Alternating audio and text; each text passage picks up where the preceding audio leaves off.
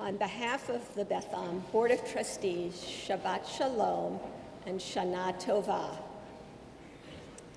Many new presidents before me have stepped up to the bima on Yom Kippur, expressing surprise to find themselves the president of a synagogue.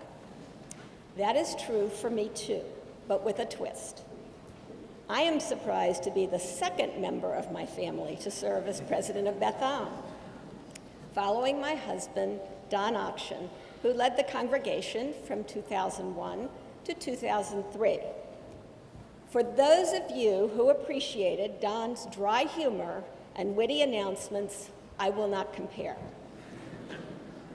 I hope instead to live up to the example Don sets for our family of steady, humble commitment to Jewish values and the pursuit of social justice through that lens.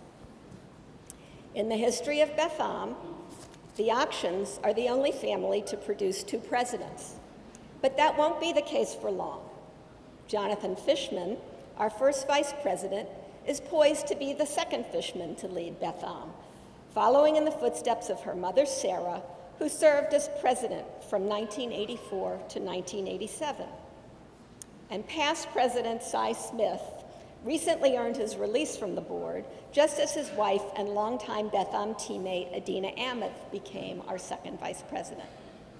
Our congregation, an upstart shul that took a path different from others in 1975, is demonstrating staying power. What inspires such commitment and continuity in our Beth Am community? The answer to that question can be found in conversations at this past congregational annual meeting in June. The board asked members to share the highlight of their Beth Am year. Here is what we heard. The bar mitzvah of my son, group Torah study before Shabbat services, social action activities to support immigrants, the Sages for the Ages program on public education, reading Torah for the first time, musical services, outstanding sermons, sharing simchas with other members, meeting congregants and neighbors through the In For and Of initiative and work of the Social Action Committee, the choir, summer services in the park, launching a USY chapter, the People's Talmud program, Kiddush lunches, the care of congregants during a family crisis, receiving shlach manot from the Beth Am chicks, and the top vote getter, the Purim spiel. The board is deeply grateful to all who lay the groundwork for these Beth Am moments, our inspiring clergy and educators, our dedicated staff, and our lay leaders and volunteers.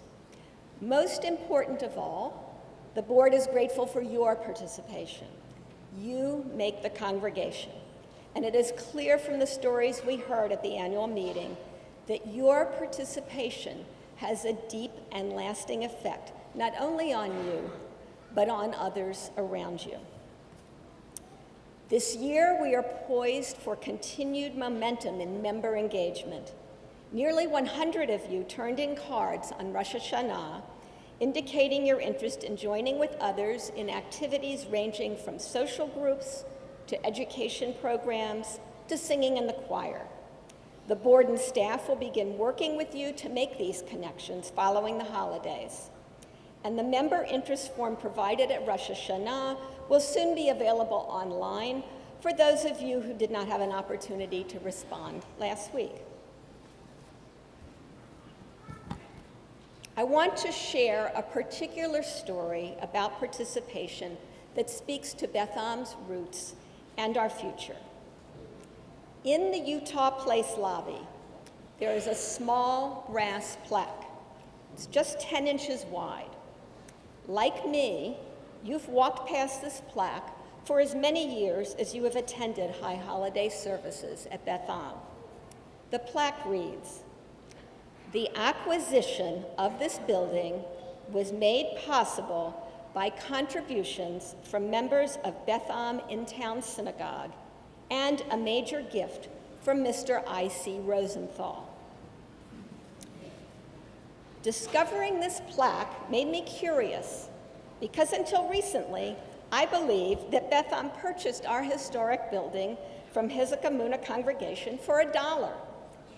That turns out to be the urban legend version of our history.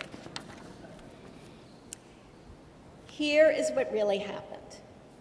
In late 1994, our founding Rebbe, Louis Kaplan, gathered a group of 25 pioneers, many young families, to form a new independent congregation here after Hizkiah migrated to the suburbs. A capital campaign was launched in January 1975 to raise the $65,000 price Hizkiah asked for the building. Dr. Kaplan set a ceiling for contributions at $1,000 per family. The equivalent today would be $4,600.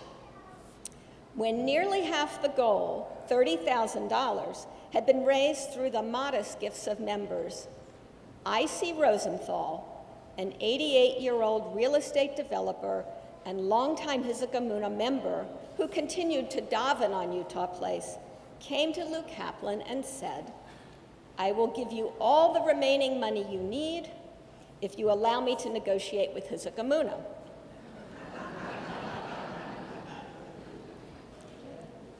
Dr. Kaplan, who was of course wise in many ways, saw that this was the moment to break his $1,000 contribution rule.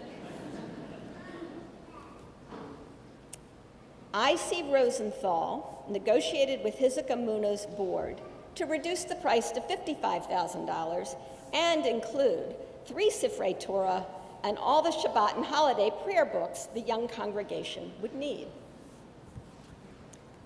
On Erev Rosh Hashanah that year, Beth Am's first president, Ephraim Potts, stood in this spot and announced that Beth Am owned its building free and clear. I.C. Rosenthal typically had an aliyah on the second day of Rosh Hashanah, but in recognition of his support for Beth Am, he came to this bima for an honor on the first day of Rosh Hashanah.